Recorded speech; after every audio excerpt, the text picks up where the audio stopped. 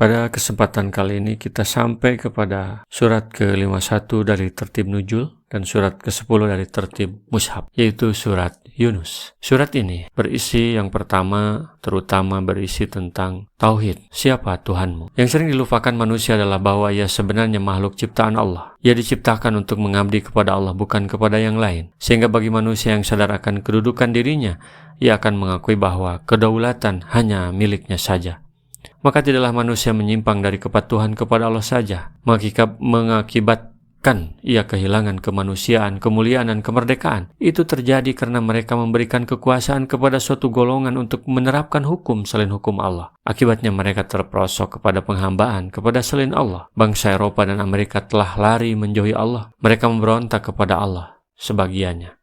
Mereka mengira dapat menemukan kebebasan di bawah naungan demokrasi menurut cara mereka. Sudah terbanyak yang menang, maka yang kayalah yang menang. Sehingga mereka terperosok kepada kezaliman kapitalisme. Mayoritas rakyat jelata dipaksa untuk menghamba kepada minoritas yang punya uang. Meskipun mereka kemudian punya ideologi komunisme atau lain-lainnya, ternyata faktanya hari ini kapitalisme berkuasa. Hal ini menimbulkan perlawanan dari kelompok manusia lainnya. Muncullah segolongan manusia sosialis. Mereka ganti kepatuhan dari pemilik modal kepada pemerintah. Akan tetapi ini ternyata tidak jadi solusi, hanya berpindah dari menghamba dari manusia pindah ke manusia lainnya. Mereka serahkan harta dan jiwa mereka sebagai pajak yang berat. Manusia pasti melakukan ibadah atau penghambaan atau pengabdian. Kalau bukan ubudiyah kepada Allah saja, tentu kepada selain Allah. Ubudiyah hanya kepada Allah saja akan menjadikan manusia sebagai orang yang merdeka, mulia dan terhormat. Tauhid atau terhina, itu pilihannya. Uraian mengenai hal ini diulas secara lugas dan jelas disertai dengan ibrah dari kisah-kisah yang menyentuh yang terdapat dalam surat Yunus ini. Surat yang turun setelah surat Al-Isra,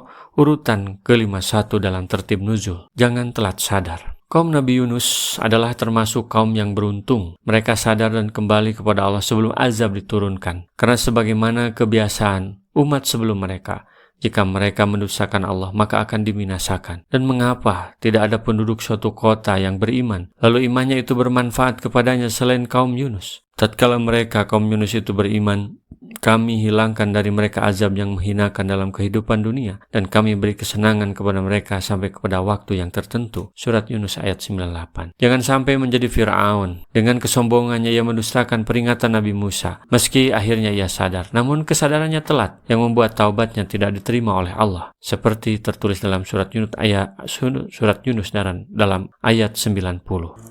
Bab 1 Rumah Bahagia. Manusia Wahyu. Alif Lam Ra, tilka ayatul kitabil hakim. Alif Lam Ra, inilah ayat-ayat Al-Quran yang mengandung hikmah. Huruf Alif, Lam, dan Ra adalah huruf yang biasa mereka temukan dalam kehidupan sehari-hari. Dengan huruf-huruf tersebut Al-Quran ini disusun. Ayat-ayat Al-Quran ini mengandung hikmah, artinya kebijaksanaan. Misalnya saja, untuk membantah anggapan mereka yang salah, Allah menjelaskan dengan gambaran huruf-huruf di atas. Jika Al-Quran ini bukan wahyu dari Allah, harusnya ada manusia yang bisa membuat semisalnya. Akana linnasi ajaba an auhayna ila rajulim minhum an andirin nasa wa basiril ladina amanu anna lahum qadama sidqin inda rabbihim qalal kafiruna inna hada lasyahirum mubin. Patutkah menjadi keheranan bagi manusia bahwa kami mewahyukan kepada seorang laki-laki di antara mereka, berilah peringatan kepada manusia dan gembirakanlah orang-orang beriman bahwa mereka mempunyai kedudukan yang tinggi di sisi Tuhan mereka.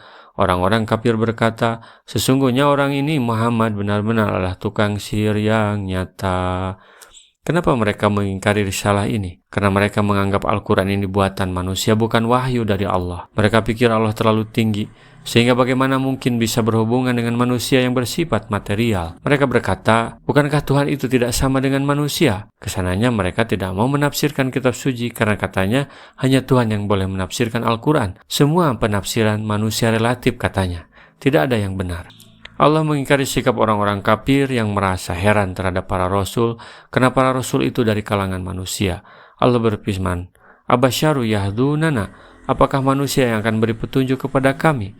Dalam At-Taqabun ayat 6. Awazibtum anza'akum dikru mirabikum ala rajulim minkum.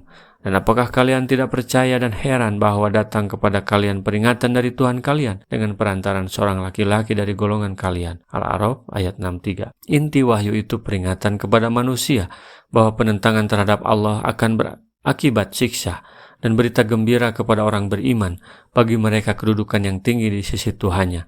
Qadama sidqin inda rabbihim, karena amal soleh mereka sehingga kaki mereka kuat di jalan akidah. Tapi orang-orang kafir tetap saja tidak mau terima. Mereka tidak mengakui adanya wahyu dari Allah melalui utusannya yang punya kedudukan tinggi itu. Karena penolakannya tersebut mereka berkata, sesungguhnya orang ini benar-benar adalah tukang sihir yang nyata. Mereka konsisten dalam penentang. Rasulullah SAW bersabda, baligu anni walau ayatan, sampaikan dariku meskipun satu ayat. Mari kita sebarkan jalan kebahagiaan dengan like, share, dan subscribe channel ini.